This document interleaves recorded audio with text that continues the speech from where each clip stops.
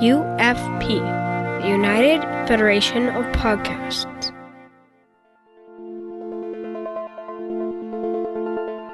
Infinite diversity.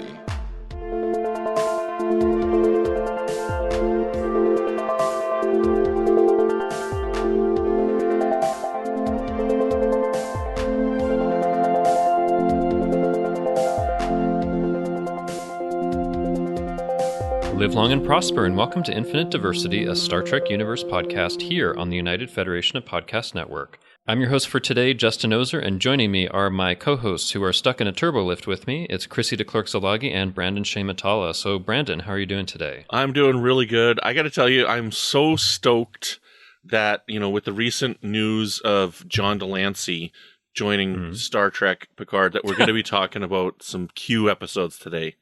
I'm looking forward to this. Yeah, this is brought to you by Q. Not really. So, Chrissie, I do have one question for you. Sure. Do you like eggplant? No, I don't. No? No. Eggplant Parmesan? Why would you have eggplant parmesan when you could have chicken parmesan or veal parmesan? That's a very valid question. And all the vegetarians are screaming at their... I was going to say. Right, Justin? Chicken Parmesan, right, Justin?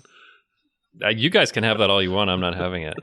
Well, I'm not an eggplant person. Anyway, we are So we are here today to talk about the next short trek in our little series about the short treks Q&A. But in the meantime, there are a couple of news items wanted to talk about. So we did our episode with all the First Contact Day news, and then like a week later, they decided to drop on us some information about a Star Trek movie that is going to be, they have a date, which I think is good progress, June 9th, 2023. And I just want to read something that they had on the StarTrek.com website about it, because there's not too much information, but I think it's interesting what they say here. So they say this will be the first new Star Trek film since the last installment in the Kelvinverse series, Star Trek Beyond, director Justin Lin's 2016 installment. As of now, there is no official information concerning the director of this latest movie, nor do we know whether or not we'll be exploring more of the Kelvinverse, perhaps pick up from where Star Trek Nemesis left off with the Next Generation films, or if the film will follow a new plot entirely through the Prime timeline. So, interesting, giving some options. And we already had an episode where we talked about what we'd like to see from a Star Trek movie, so we don't have to talk about it a lot. But we could again, right? If we wanted to. We could spend an hour talking about it again. But I'm just curious, Chrissie, so they actually are giving us a date, which is something we have not gotten since Star Trek Beyond for a next movie. What do you think about that? I think that's wonderful. I think the date is meaningless if we don't know who the director or the story or any of the rest of it's going to be. But a date is good. It just occurred to me now when you were talking about it. Is June 9th relevant in the Star Trek world? Because I feel like... I don't think... Why would you grab a date without knowing everything else? I think that it was just they were looking at their movie schedule out some years, They were like, okay, based on what we have, we could slot in a Star Trek movie here. I don't think it has special significance, although there is certainly a tradition of a number of the Star Trek movies coming out. Well, not a number, but some of them coming out in the kind of May-June timeframe. But that's true. Yeah. What do you think, Brandon, getting a date? I think it's exciting that they've given a date. I mean, there's no way in heck that this is going to be released on June 9th. Like, there'll be delays and whatnot. Like, it's, they do this all the time with movies. They're like, we're releasing this date. I'm in a chat group with the people over at the Nerd Party Network because I was doing house lights over there, and they always post announcements of movies. So, like, this type of announcement is not uncommon. This is a very common type of announcement. But from what I understand, they've never released a date before. They've talked about it. And they're like, oh, we got these people working on it. And we got Star Trek 4, the script with Simon Pegg. We got Star Trek 4 with Quentin Tarantino. But no date has ever been set before. So I think that's extremely promising. And that is the piece of news that makes me the most excited, is that they actually have a date. That gives me the most promise that this is actually going to happen. I think it's quite exciting to actually get a date. And this is on the heels of, I think about a month ago, we talked about the news that Kalinda Vasquez, who writes for Discovery and Short Trek, said, apparently been kind of contracted to do a script. So this felt good kind of coming off of that. And they have all the First Contact Day news. So it looks like it has some momentum. Of course, we need to see what happens. But I also had put out a poll asking people what they'd like to see out of these options, which I think was Kelvinverse, Post-Nemesis, entirely new cast, something else. And there were a bunch of different interesting responses. But the winner was Post-Nemesis, which I think was interesting. I don't know. That's what people want to see on the screen, and I guess we'll see. But that gap now. Yeah, there's some time to do stuff, and we have several shows that are going in the 24th century, right, with Picard and Lower Decks and Prodigy. So, I looked it up, and June 9th, the only thing that's listed in Memory Alpha is that that's the day that Tilly's friend May Ahern died.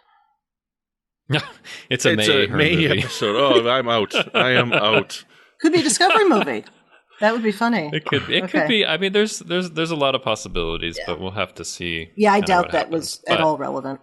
Yeah, but still encouraging, since in the last 5 years we haven't gotten an actual date for the next Agreed. one. So wanted to make sure we talk about that, and of course, as things come up here, we will talk about it. So I would totally want a Post-Nemesis, but I mean, like, to me, like what they could do to continue their momentum and then to tie it into the franchise would be like a Titan movie, right? Because we've seen Titan on screen. We've got Titan elements in Star Trek Picard. That could be a wonderful way to tie it into the TV shows. So, Titan on the 25th year of their mission with seasoned Captain William Riker. So, but Titan AM after Mars. Sure. Oh, there we go. Yeah.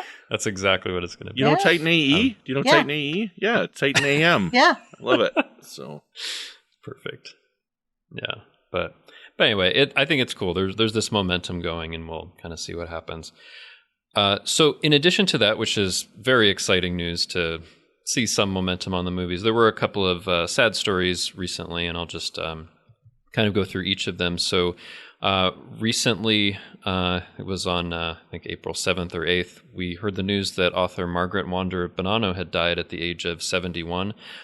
She wrote a number of Star Trek novels, maybe best known for Strangers from the Sky or some other ones, but one I love is Burning Dreams, which is an amazing Pike story, his life story, really. So I know we all read the novels, so I wanted to get your guys' thoughts on maybe what your favorite Margaret Bonnano novel is. Brandon?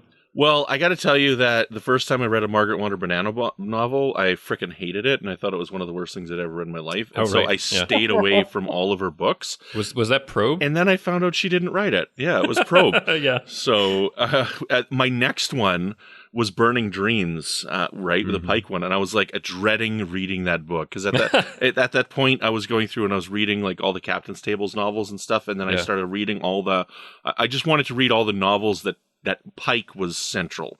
This was years before Discovery Season 2. Yeah. So I read that. I read Legacy. There was Michael Jan Friedman's had another novel. And I read all these ones that focused on the Pike era just because I wanted to read them. And I'm like, oh, damn, I got to read this book next. And I read it and I'm like, this is absolutely fantastic. And that's when I found out that, she actually didn't write that novel. And I just want to give a plug for our friends over at the Positively Trek podcast, Bruce and Dan. I'm going to see if we can find the number here, but their first or second book club episode, they actually did an interview with Margaret Bonnano recently here. It was right at the beginning. Yeah. It was Strangers from the Sky that they did, right? They did Strangers from the Sky.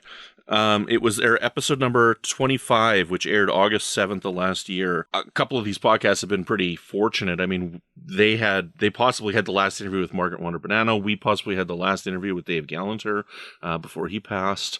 And, these are important people in our fandom because the books are so important to us.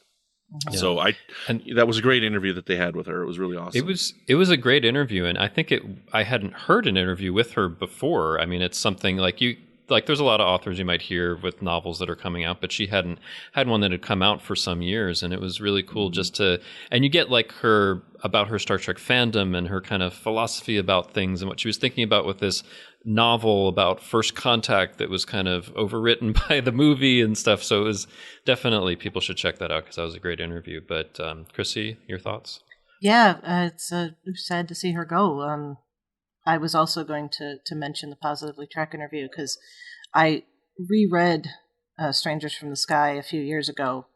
I know I've read Burning Dreams, but it was probably right when it came out, so I don't remember what I thought of it. Yeah, that was like 15 years ago that it came out. Yeah, so. Yeah. So I don't remember, but I'm sure it was wonderful. Sounds wonderful. I'll have to reread it. But yeah, I know we had talked.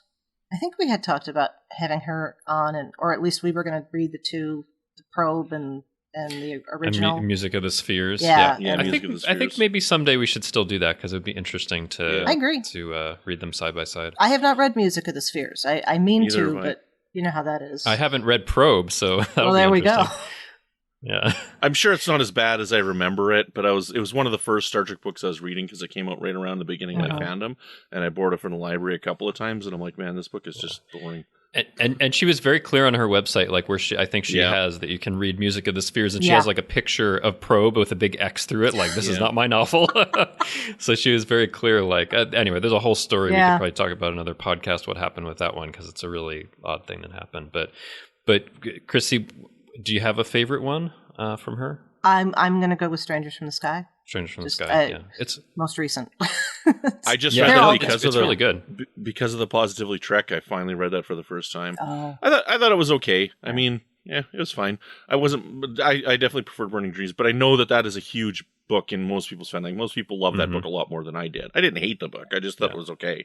It's good. Yeah. I mean, but Burning Dreams I think is like a masterpiece. That's like incredible what it does. But yeah. All right. Well, put me down with a caveat that I'd say Burning Dreams. You have to reread it and see. But it's and I read it actually after Discovery Season 2 came out, so that was an interesting experience because of course it's very much based on what you know of Pike from The Cage and the Menagerie and very much leaning into, you know, that characterization. I was like, oh, this is interesting to just take that characterization from those episodes and just make like a huge story out of it. It was pretty cool. So do we know? So yeah, go ahead. I'm sorry. Do we know if anybody associated with Strange New Worlds has any feelings about what's in that novel? Or have they talked about it at all? I don't know. I haven't seen them talk about it. It would be interesting if someone did. It would be nice if there's some consistency. Yeah, or some Easter egg reference we'll find as we watch along. And we'll have to see that too with Una and those that trilogy that came out a few years ago with her, if that follows through as well, which has nothing to do with Margaret Wander Bonnano. So yeah, another time. But yeah, anyway, sad news, but good that we could talk about it and reflect on her work that we really liked. So another passing that we had recently, and this was reported on April 14th, is Robert Fletcher, the costume designer, died. He did a lot of costume design for Broadway, but also did costume design for 4 of the Star Trek movies, the motion picture, Star Trek 2, 3, and 4. And he is responsible for the Monster Maroons and the kind of Klingon and Vulcan costumes that are kind of iconic from those movies. So he was 98 years old. He lived a long life, but definitely had a big impact. And I think for a lot of people, especially those Monster Maroons and kind of the Klingon uniforms that you see that kind of carry over into GNG are big favorites. So just wanted to get your thoughts on that, Chrissie. I love the Monster Maroons. Thanks. Yeah. And yeah. And I think it's so interesting. He did the costume design for the motion picture with those uniforms. I like them, but you know, not a lot of people are fans of the kind of those pajamas, let's say. But then he did something totally different with Star Trek 2, which I think is cool that he's like, okay, let's do something different. And then of course it was, you know, really popular and carried all the way over into Star Trek 6. Mm-hmm. Yes. What do you your thoughts, Brandon? Yeah, like I don't mind the pajamas from Star Trek the Motion Picture myself. I think they when I was younger and they were the only movie to have that, it was like, these are weird. But they really grew on me as the motion picture grew on me. But to create something as iconic as the uniforms for Star Trek 2 that lasted so long and were so prevalent in Star Trek fandom, like you see that uniform in Next Generation flashbacks, Enterprise, what's the Yesterday's Enterprise and whatnot, like you see those all the time. You don't really ever see any flashbacks to Star Trek the Motion Picture era uniforms. Has not happened yet, so as far as I know, other than comics. And also, I think it's interesting, like the Star Trek Las Vegas conventions I've been to for a couple of years. I would say the Monster Maroons, people wear those just about as much as like the TNG era uniforms. I think those are the two that are the most popular, and that's really cool that people are really into it. So, but yeah, he had a big legacy in Star Trek, and he's sadly no longer with us. So another one that came in on April 16th, another death in the Star Trek family, was Felix Silla. He's probably best known as playing Cousin It on the Addams Family, but he was a Talosian in The Cage. So, we're losing more people from that era of Star Trek from all those years ago. So, Brandon, any thoughts on this? Yeah, I think it was really sad when he lost the role from Addams Family after he started to get the male pattern baldness there, and he couldn't play Cousin It anymore. Yeah. But bad joke. You can cut that out if you want. No, it's okay. That's all you. Yeah. It is. I should bet. Go ahead. It's a bad joke. Yes and no. Yes, it's sad that he passed away. I mean, he had a very small role in Star Trek fandom. I saw him very many times at he was at conventions a lot. Yeah. I never went up to meet him. I'm not the kind of fan that goes up to like the really small guest actors that come on, like not a Hait joke for him, but like as in like small roles. Boy, I'm on a roll here, aren't I today? Holy smokes! So, but as in like they didn't have a large presence on screen, like they were only there, no lines or anything like that, right? So I'm not that kind of fan that goes up to anybody that was ever involved in Star Trek in any way. Yeah. But I mean, he was very important for lots of other fandoms. I mean, he worked with Doug Jones. Doug Jones recently posted a photo working with him. So. Oh, when did he work with Doug Jones? I'm not sure. I didn't recognize the production that he worked on, so I'll see if I can find it while we're talking here. Oh, that's cool. I didn't know that connection. Yeah. But yeah, I should mention also he was 84 years old. So fairly long life, but always sad when people pass away. But Chrissie, thoughts on this? Yeah, the Talosians are important. I appreciate the people that played them. I actually couldn't have told you who he was. Not that I. That sounds really callous of me. I don't. I mean, I don't know what to say. I think I only knew because he was there at Star Trek Las Vegas each year, and I'd walk by and he was like, "Oh, he played a Talosian. That's cool." I didn't have a chance to go up and talk to him, but he seemed like a nice guy, and people would line up and talk to him about being there in the cage. But yeah, it's a very foundational thing in Star Trek to be part of that pilot. And of course, we saw more Talosians in season 2 of Discovery, so there was that kind of connection as well. Yeah. So it does make me think from the historian's point of view of that generation of people and their perspectives on things passing away, and how it's important to talk to people from that talk to people about their histories in general, but that cohort in particular, because we're losing them. And yeah. So Doug Jones's tweet here said, Felix Silla, 1937 to 2021. We played Galgi, young and older, in The Adventures of Galgameth.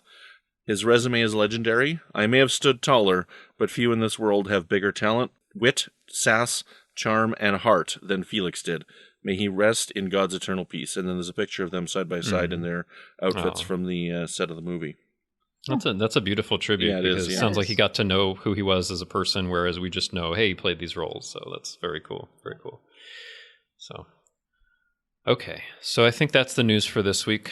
Sorry, listeners, it was a bit heavy with people passing, but that does happen, and we want to make sure to kind of recognize their contributions to Star Trek and the world. So let's go on, though, to the main topic, which is the Short Trek episode Q&A, which did not have Q in it, but it did have lots of questions and answers, and it's the one with Spock False and number 1 in the turbo lift. Yeah, I think when we first got the title, we were like, "Oh, is Q in?" Oh, nope.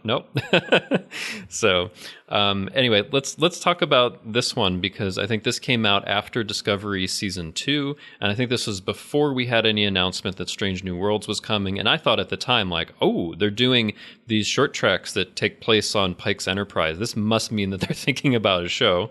And as it turned out, they were.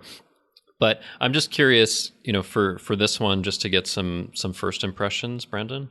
I thought it was good. I enjoyed it a lot. It's neat to see something so small in a short trek, right? It's this little thing that happens on Spock's way to the bridge, and I think that that's kind of cool. And I'd like to see this kind of a short trek more, something small and not, universe ending, and neat little stories that focus on the people. So I enjoy it. I think it's a fine episode, and I think that they made these three, this one and the next two that we're going to talk about, as a response to the fandom and how the fans responded to Pike and Spock in season 2 of Discovery. And they're like, okay, let's see how they respond to some stuff that focuses just on them. And the response was really great. And so I think that this is they're dipping their toes in the waters in order to see whether or not they wanted to proceed with a Pike show.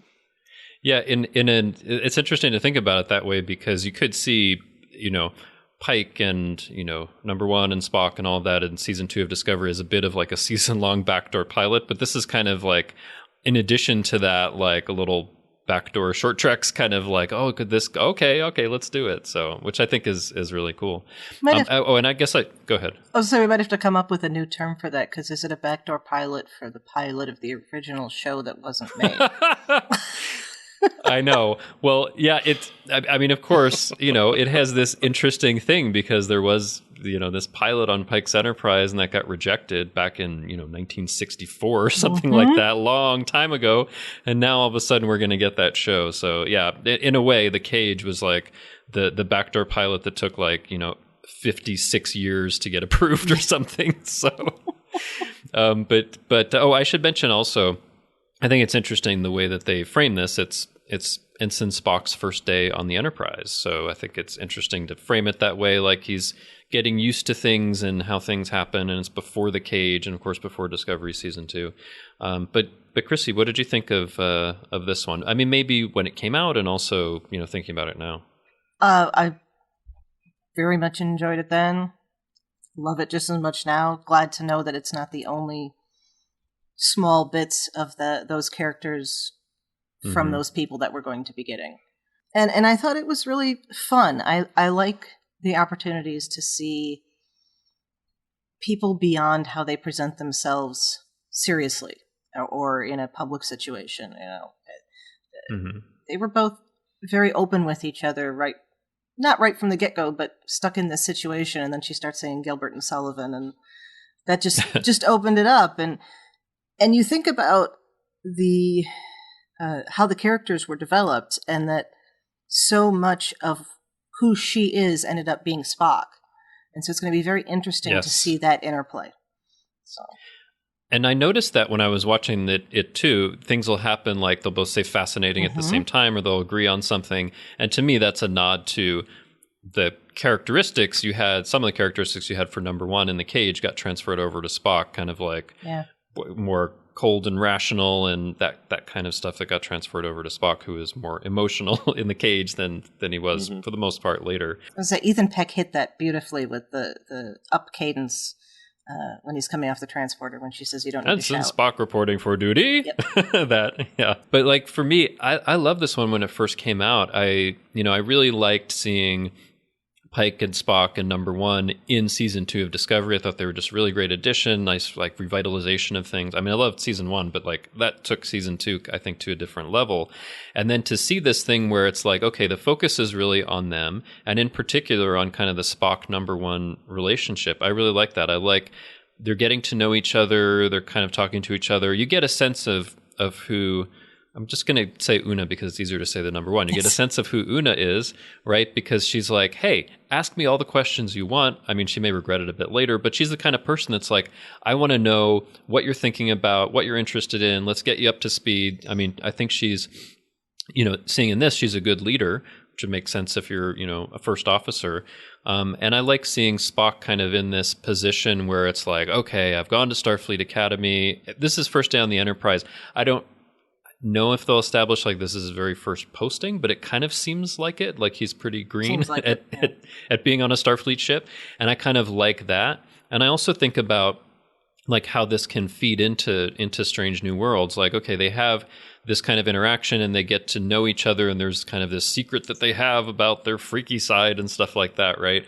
And so how are we going to get interplay on that or callbacks to that in the show itself, where there's an interesting like dynamic, because of course, you know, in the cage, you don't really see a whole lot of dynamic between Spock and number one. And even in season 2 of Discovery, it's only like little bits here and there. So I'm interested in like developing that relationship and seeing what that is kind of like as Spock moves through. Now, we don't even know when Strange New Worlds takes place, so I don't know what kind of where he's at in his path. But I just really loved, like you guys were saying, like it's this little like everyday moment, like the universe isn't in danger. They're not actually in danger. It's just like there's this inconvenience, and how do we pass the time? And I think it felt just like a really cool short story, like a little slice of life thing. Like here's what happened. So anyway, all to say, I just really liked it and what it accomplished kind of in that 15 minutes, just to build that and be like, okay, you know, a show on Pike's Enterprise could have little moments like this. It's not always going to be about things that are putting the galaxy in danger. So. I think that we're going to get a really interesting dynamic between these two characters over the run of the show. And something that you were saying there, Chrissy, in that a lot of the traits for number one were given to Spock when the regular Star Trek got greenlit. And I think what we're going to see from the writers is we're going to see I think this is going to be a prequel to season 2 of Discovery. I think this will take before then. And I think what we're going to see is we're going to see a lot of growth of Spock and a lot of change in him. And I think we might see a lot of how we become from this green ensign into the more serious Spock that we see in Star Trek, the original series, and how the Una character helps to be a mentor to him. So I think that's going to be a really interesting relationship that we see. I really like that idea as her as a mentor toward him, because it was interesting. Like I was observing as I was watching this, like, okay, how is number one kind of characterized in this thing? And she's characterized as somebody that's, you know, very interested in procedure, doing things correctly, you know, reasoning things out and all of that. But she's still someone that, you know, is okay with, you know, her emotions and little bits here and there, and maybe a bit more approachable than your, you know, kind of standard Vulcan that people might think of. So maybe he can learn some of the things from that, but also he does become kind of a bit more serious. So it'll be interesting to kind of see the interplay. I love both characters, and I'm just excited. We've seen, of course, lots of Spock in Star Trek, but it'll be interesting to see what we add to that. And we haven't seen nearly as much of Una in Star Trek, and I'm really excited to see what we learn about her and how she grows and what they take advantage of with where she's from, which was talked about in the novels a little bit, but hasn't really been talked about on screen yet. So, but Chrissy, go ahead. There's a possibly an interesting parallel here that just occurred to me of how Burnham comes onto the Shenzhou and is encouraged to be more human. And Spock comes onto the Enterprise, and for all intents and purposes, at least from what we see here, she's basically encouraging him to be more Vulcan, or at least less emotive. You know, I mean, she says, or at least to show it less. Yeah. So it's an interesting thing, because you have these two people who they didn't come up in the same environment entirely, but do have some of the same influences, and the exact opposite. What could Spock have been like if he'd ended up on the Shenzhou? You know, not That's something an interesting we'll ever know. Thought. No, unless there's an alternate universe somewhere where that happens. Ooh, let's have that. But we should talk about, though, like the one thing that's really kind of weird about this, and this is the keep your freaky to yourself. Right? Because I mean, like, this is really, like, I don't understand what type of message they're trying to say with this, because, like, you know, you're talking to a bunch of Star Trek fans with this, right? And Star Trek fans are like into things and are passionately into things, and you know, we could tell that. And they show it, and they like to wear their fandom, and they like to talk about their fandom. And so they're singing this. So first of all, what's her freaky? Is it singing, or is it singing stage tunes? Like, I mean, is it just singing in general, or is it singing stage tunes in particular? Because Star Trek, for some reason, singing has hundreds of years old stage tunes. Yeah, sure, yeah, because Star Trek has some weird fascination with stage tunes, right? So, but why keep this to yourself? Why do this as a lesson? Why tell people to not be yourself? Why tell a bunch of Star Trek fans don't be who you are? Yeah. Well, I was thinking about that because you could take that message, but what she's actually saying is if your ultimate goal is to be in command, then on the path toward that, when you're officially like on duty, I think is what she's saying, like, you need to act like a professional Starfleet officer. I think it's different when you're off duty or at different times, right? But I think she's saying that that's an important thing. It's just like if you have a job, right? You're not necessarily, maybe this is a bad example because a lot of people will show their Star Trek fandom in their jobs, but there are certain things that you might want to, places you might not want to go that you would go with friends or in your free time or whatever, that it's not appropriate to do at a job. That's kind of where I think she was going with it. And that carries over into time when you're not working on a starship like that because of the fact that you're dealing with the same people, and it's hard to separate the two over time, I think. So I think she's basically advocating for the way Picard functions for most of TNG, as separate to make sure that the chain of command is not undermined by his own actions. Which Picard came to realize was a mistake. Yeah. Right. Oh, it doesn't necessarily mean that her advice may be entirely correct, but it's how she's thinking about things at this time. Yeah. It'll be interesting to see if they might pick up on that. Yeah. There was something I wanted to ask about because it's something that I noted, and this is not specifically about Una and Spock, but more about Pike, because at a certain point, I think she's talking about things to know about Pike. Yeah. And she says he has a capacity for hearing out points of view exceeded only by his own ability to, I'm just paraphrasing here, to change his mind once he's heard you out, which I think seems right based on what we know of Pike. He's very much interested in different points of view and seeing how things go and possibly changing his mind. Even though he's the most heavily decorated fighting captain in Starfleet, he views resorting to force as an admission of failure, which I think makes sense for who we know of Pike as a good captain. And then she adds at the end, he's utterly unsentimental except when it comes to horses, which is, a tie back to his love of horses in the cage. I just think it's interesting, like in that, just to characterize who he is as a captain and as a person. So I think it'll be interesting in this show also to see how it's developed who Pike is. I think we saw quite a bit of kind of Pike's moral compass and how he thinks about things in Starfleet and the lines he won't cross and all of that kind of stuff in Discovery Season 2. But I think it might be interesting to see how his character is developed. Do you guys have thoughts about the kinds of ways we might see Pike in this show? Geez, I'm not sure yet, because we did, I would just expect them to continue on with the growth that he had in Season 2, right? So, yeah. I think although he does have hanging over his head knowing how he's going to die. Right. So, but he didn't have it for the whole season. It was only about halfway through, maybe a little bit more than maybe right, two-thirds. But I guess it depends on whether the show takes place before Discovery Season 2 or after, because if it takes place after, he does know that. But yeah.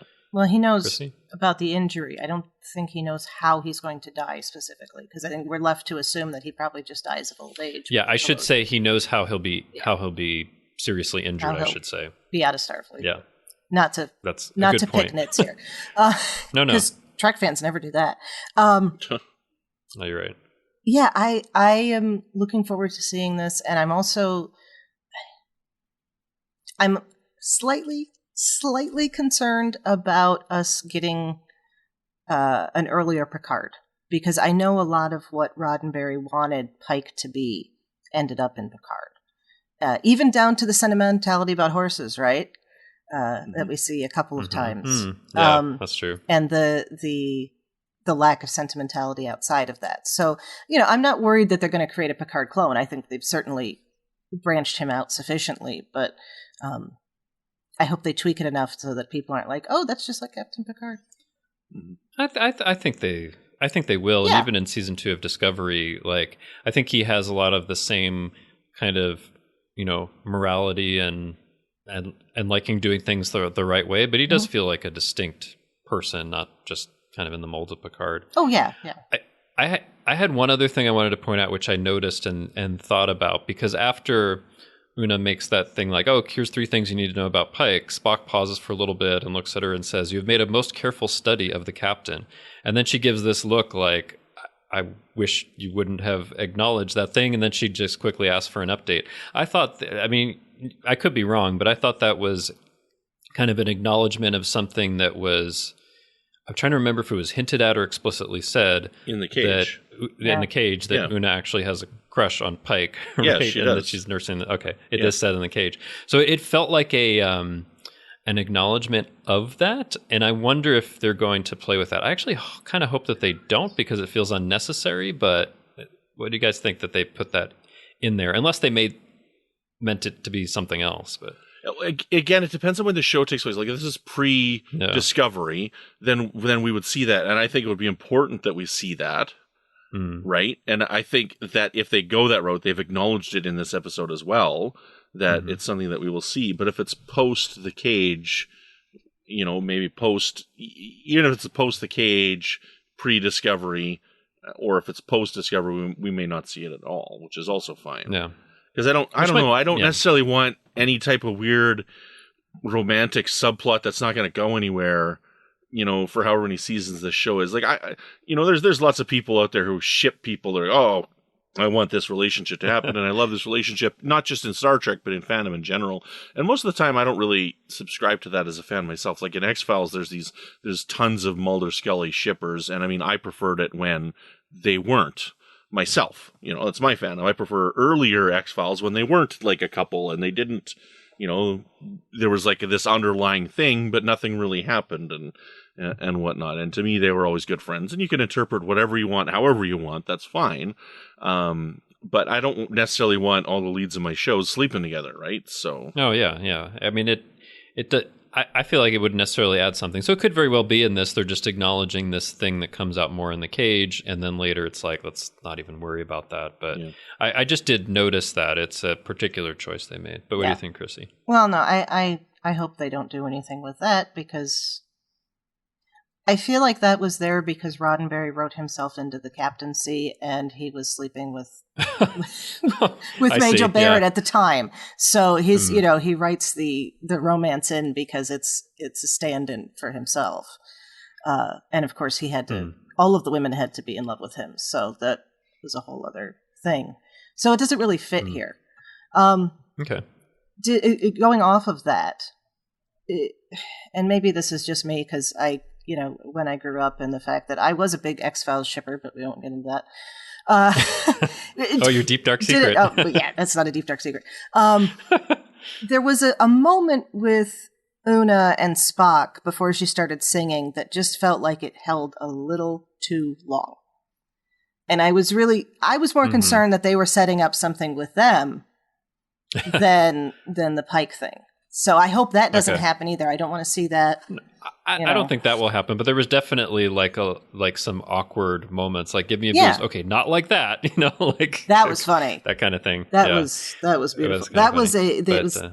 You have somebody who's coming from a society where there isn't uncomfortableness around gender roles and interaction between the sexes. Yeah, he's just like, this is the most efficient way, and she's like, hold on. Yeah. Okay. I was just interested because it was something I noted. I guess maybe before we go into maybe a few canon connections, any other thoughts on this one or things you wanted to bring up? I've had enough with the Gilbert and Sullivan in Star Trek. Yes. I think it's fun, but yeah, it has been used quite a bit, like in several places. Why can't they sing like Bjork or something like that? Like, some Tina Turner? I don't know. Yeah. Or some of that great 23rd century Betazoid jazz standards, make something up. Betazoid does not get jazz until the son-in-law of the holder of the Rings of Betazed brings it. That was maybe a weird way around that. Anyway. 24th century. Right. That's what I'm saying. Yeah, enough. It would have been fun if her Deep Dark Secret was like grunge metal. That would have been funny. I don't know. I'm just being ridiculous. Yeah. She could just wail out some death metal. Yeah. That would be great. And Spock's just like, it's like, what? Sorry to everyone who's a fan of that kind of music. But, so yeah. It'd be great if Spock was too, is what I'm saying. That would be funny. Oh. Yeah. That's really how Vulcans purge their emotions. Like when they have a hard day at work, they just go to the holodeck and they just computer Cannibal Corpse concert Earth 1997. I don't know when that band was around, whatever. So, oh, that would be hilarious. That's exactly going to be that'll be the opening scene of the pilot of Strange New Worlds. That'll be his deep dark secret. Anyway, so Chrissy, any other things you wanted to bring up? About Strange New Worlds in general, and I have said this before when we got Discovery as well. I think it's more relevant now, slightly. And I want to see Portrait in black and white. I know that has nothing to do with this episode, but I want to get on record as saying they need to do Portrait black and white. Let that be your last battlefield. I'm sorry. I'm not. Oh, that was the original pitch for what turned into Let That Be Your Last Battlefield. And I don't think I knew that. Oh, okay. When I get to, you'll see why this needs to be done. They were going to come across a planet that was, for all intents and purposes, the antebellum American South, but the race roles were reversed. And so they would beam down and they would be immediately arrested as runaway slaves and go from there. I have never heard this. Oh. I think I might have heard of that at some point, but I can imagine that that would be extremely controversial in the 60s. But perfect now. Now. It could work better now, but yeah. That'd be interesting. Mm-hmm. Okay, so since we mentioned the Gilbert and Sullivan thing, I think the other places where it's appeared, you mentioned in the notes TNG's Disaster, right? Geordie and Crusher. Yeah, which is, again, Modern Major General, and then Insurrection has Gilbert and Sullivan, but it's a different song. I forget which one. But yes, there has been some Gilbert and Sullivan, and I made a note of a couple. I mean, we've talked about some of the connections, like their connections to the Cage and kind of the shouty Spock and some of the things. I want to talk about that one there. Go ahead. So the shouty Spock one is like one of those things where I roll my eyes at this show, right? Because like they take their time and go out of their way to acknowledge something in a thrown away pilot, and I understand that this is in this era, and the first couple episodes of Star Trek, when a character is not established yet, completely and fully, they go out of their way to make that acknowledgement in the episode on screen. And then they have other things like we talked about with the recrystallizing dilithium, which were plot elements in a movie for why they couldn't go back to the future. And they just disregard that. And we will see in the next episode that we talk about, they just completely disregard the fact that McCoy knows nothing about tribbles. That's for the next They just pick and choose what they decide. You know what? We're going to show people how big a Star Trek fans by getting this really super deep cut that everybody likes to mock. Everybody likes to make fun of the fact that we had Shouty Spock earlier. So let's put that on screen, because then we get to show them how good a Star Trek fans we really are. But forget the dilithium crystallization. Sky is stupid anyways. It's so interesting. You see it almost as like a personal affront.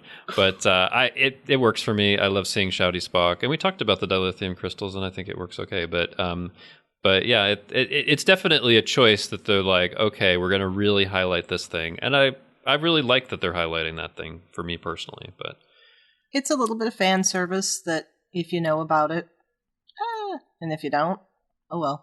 Why is he shouting? That's weird, but he's not going to. Okay. Yeah.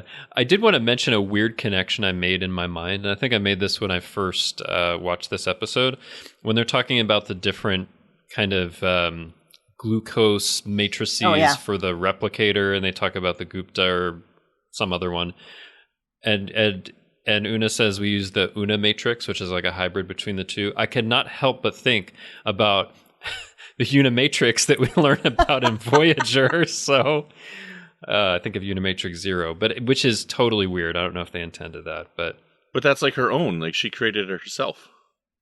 Yeah, right? I know. But the way they put it together, it makes me think of Unimatrix. Another thing I noticed this time that I don't know if I had noticed before, maybe you guys did, but so they do the singing and then they laugh, right? And then all of a sudden, Lieutenant Amin's there and is like, "Hey guys, I'm here," But I think there's like a pause and like barely in the background you can hear someone saying, "I swear they were laughing in there." Yes. I didn't even notice that the first time. That's funny. I didn't hear that. But yeah, it's just like way in the background. I think it's hilarious. So anyway, that's all the connections I have. You guys have any other kind of connections, other stuff to... You want to talk about the turbo lifts, Brandon? Stupid turbo lifts. I'm done. I love the turbo lifts. I love the turbo lifts. I love the turbo lifts. So, oh man, I am outnumbered here. I don't know. Maybe it's because it's something that people have a big problem with. It puts a smile on my face every time I see it, and I want to see it more. I'm on record now. So somebody tweeted out when we had that ship stuck in the channel, the channel between what is that, Egypt? I don't know why I said it that way. Oh, the Suez Canal. The Suez Canal. Thank you. You were combining channel and canal. They had the ship there, and they had the Enterprise on top of it. Yes, and I'm like. And I said it differently than this, but in a nutshell, take a look at that boat, which is basically the same size as the Enterprise, and then picture those frickin' turbo lifts on that transport ship with those containers on it. You can't do it. You can't do it. It's awesome. Let's keep going because I know we will not agree on this one or come to a good place. But anyway, I think it is. I love this one when it came out. I think it's a really good short trek. It's not quite my favorite, but I think there's some really good stuff that they could develop in the show. So yeah, I think this is lower third for me. Like, it's not my least favorite one, right? But I mean, it's fine. It's good. So yeah, I think it's great. Yeah. But I don't rank. I know you don't rank things, there. So you're like, it's good. Yeah. Is it your favorite one? No. Is it your least favorite one? It is not my least favorite. I don't know that I have a favorite. Yeah. So, like I said, I'm not good at that. That's okay. Long-time listeners know I loathe doing that. Yeah. Well, listeners, you'll have to let us know what you think of Q&A. So, Chrissie, where can people find you when you're being utterly unsentimental about everything but horses? By the way, do you like horses? Horses are lovely, but they make me so sick. Really? I am so allergic. Oh, yeah. Me too. I love horses, but I'm allergic to them. Oh, my goodness. Yep. I'm allergic to a lot of animals. So, they're cool. That's a shame. So you wouldn't be able to go horseback riding with Pike or Picard. On a holodeck. Or Kirk. I got a picture of me in high school. We went out horseback riding as like a thing, and that's when I discovered I was allergic to horses. And there's a picture of me on this horse, and my face is just like blanched white. Oh, no. And my eyes are just blood red. Ooh, like, it's just this crazy picture of me just allergic to this horse. And I'm sitting on the horse. Show art for this episode. I'm sitting on the horse looking sad. I'm just like, oh no! I'm sorry to hear that. I actually don't know if I'm allergic to horses because I've rarely been around horses in my life, but I think I'm okay. But anyway, okay. So you're definitely not sentimental about horses, but go ahead and let us know where we can find you when you're not being sentimental about something else. All right. I'm grunge metal. Right. Yeah. I'm sentimental about Nirvana, which is not metal, but it's grunge and it's good. Yeah, we should talk about that sometime. Yes. I'm all on your side about that, but go ahead. Awesome. All right. See, I should have just said grunge. I don't know why I added metal, because that just made it even more weird for her.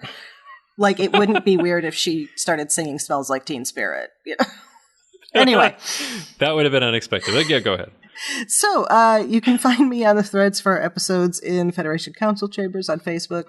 I'm also on Twitter at The Goddess Livia. That's TheGoddessLivia. And there I tweet about Star Trek history and leftist politics. You can also follow my work in history by liking the Facebook page my fellow historian partner Jason and I run, History with the Szilagys. And Szilagyi is spelled Szilagys. And there we post interesting history stories and links to our own work on our webpage. So, Brandon, this is maybe a deep cut from this episode, but where can people find you when you're not wondering if the universe is perhaps designed as an enormous simulation? It was just one thing that Spock said in a whole torrent of things, but... Well, you can find me on Twitter at Brandon Matella. You can find me here on the network with a show called Franchise Fatigue, which I do with my friend Zach. We cover movies, remakes, and sequels, and we are just releasing our episode on RoboCop 3 tomorrow, which is a lot of fun. And you can find me over on Good Evening, an Alfred Hitchcock podcast with my friends Chris and Tom, where we cover Hitch's films in chronological order. And Right. Justin, where can people find you when you're not eating eggplant parmesan? I don't. That has cheese, right? I don't eat that, but I think I used to when I ate cheese, and I do like eggplant other ways. Yeah, I guess you're vegan. Mine Cheese is comes good. from animals. Well, you you don't eat can that. get Eggplant. the diet cheese, right? Yeah. The fake And stuff. for our listeners in the UK, we're talking about aubergine. I think that's what they say there. So you can find me on Twitter. I'm at TrekFan4747, where I tweet about nothing but Star Trek. And you can find me in our Facebook group, the Federation Council Chambers, where I try to spell things correctly and talk correctly at the same time. It's hard. Okay, thank you. I should have mentioned it in the very first bit, but listeners, I had my first COVID-19 vaccine dose, and it's totally worth it. Everybody should do it, but it makes you feel a bit out of it for a little bit. So We I'm ran feeling out in not Regina. 100%. We ran Oh, out. no. So they haven't got to my age group yet, but they did their last shot on like Saturday morning, and we're not expecting any more vaccinations in the city of Regina for at least 2 weeks. Canada. That's ridiculous. That's a shame. All right. Well, if you've gotten this far, listeners, you know about our different situations here in the U.S. Well, at least in my state, and I think most states, we're doing it for all adults now, which is good. But Yeah, 16 and up in Michigan. yeah, same here. Anyway, let's talk about some other stuff. Brandon, I think you want to tell us about other shows on the network. Do I? I can do that. Yeah, for sure. So if you like listening to our show, please be sure to check out the other shows we have here on the network. We got Franchise Fatigue, as I mentioned, where we cover movies, remakes, and sequels. We go behind the camera on Trek Pod, interviewing Trek celebrities with Tony Robinson. General Quarters is a military podcast with hosts Ken Tripp, Abby Ambrose, and Travis Kreisman. Amy Nelson and Patrick discuss all Trek on All Good Things. Rio Papa Giorgio, Kevin Scharf, Amy Nelson, and Joe Keegan cover TNG only on Galaxy Class. Over on Mickey's Marvels, Chris Tribuzio, Patrick Devlin, and Casey Pettitt talk about all Disney and all Marvel. And Always Hold On to Arrow talks about all things Arrow with Lance Laster and Cavante Chillis. And speaking of Mickey's Marvels, I noticed just before we started recording today, there was an early release in Patreon. So if you would like to have early releases of our shows, you can support us for as little as $3 a month through Patreon. We have grown a great deal in the last year, and we're starting to push at the edges of our current podcast hosting tier on Spreaker. So we need to increase our storage soon, and that can be a bit pricey. So if you've ever thought of supporting us before, now's the time. All right, excellent. So yeah, head over to patreon.com/UFPEarth. All right. So thank you very much for tuning into Infinite Diversity and all of the craziness that we talk about here and stuff that happens. Thank you to our executive producers, Ken Tripp, Tony Robinson, and Zach Moore. Thank you to Zach Tripp for the wonderful theme music and Tony Robinson for the awesome show art. And it would be great to be stuck in a turbolift with all of them, maybe. Well, I guess we wonder for how long. For how, yeah. So please rate and review us on Apple Podcasts and please subscribe. And if you want to reach out, you can find the network on Twitter at UFP Earth or our show specifically at IDIC Podcast. You can also talk about any and all of the UFP podcasts in our Facebook group called the Federation Council Chambers. Or you can email us at infinitediversity@ufp.earth. On the next episode, we'll be talking about a Short Treks episode that I'm looking forward to, but is Brandon's worst nightmare. It's called The Trouble with Edward. Until then, peace and long life.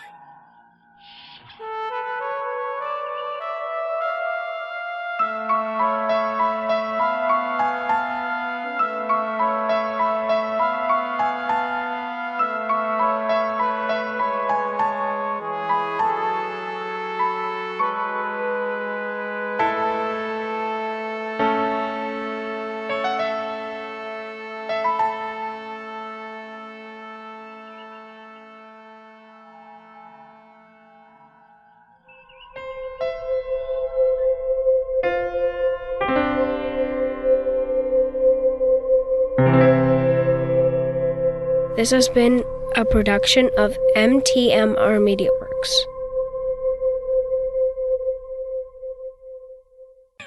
You know what the weirdest thing was that I found out about vegans when it was like, Oh boy, here we Not go. like, you know, They it's- love crazy turbo lifts. no. When it was like what they do and don't eat, it was the weirdest when I found out that they wouldn't eat honey. Yes, that doesn't make sense to me. It just it comes from animals, right? It comes from bugs. These are and an whatnot, animal. right? Right, but it's So- I kind of bend that. I have honey in my water right here, Yeah. so I'm kind of a mostly vegan. You're a grunge vegan. honey does not. There is no harm done to the bees to take honey. It's the harm So- is how they treat the bees and business eyes the bees. Okay, well, whatever but that's a word we're different looking issue. for, yeah. But So yeah, I mean, that was the first sweetener that human beings used before we farmed Yes. them. Anyway, Okay. Yeah. You're saying vegans are freaky. Okay. So Oh, you no, can I'm freaking find me. yourself, Justin. I won't, except when I'm at work. So you can find me on Twitter. I'm at TrekFan4747, where I tweet. You can find me on Twitter, where oh my god, it's all right. Too much honey, you got a sugar high. that's it. Okay, Brandon, I think you want to tell us about other shows on the network. Do I? I can do that. Yeah, for sure. Absolutely. Let me just get my thing in order here. Such an organized episode. So well organized, we didn't even talk about the two major philosophical things that they didn't talk about in the elevator. Okay. So I just realized when you said the thing about the universe being What was the other one? The Prime Directive. Oh yeah, they Right. talked about the Prime Directive. That's a whole big issue. Okay. Here we go. Yeah.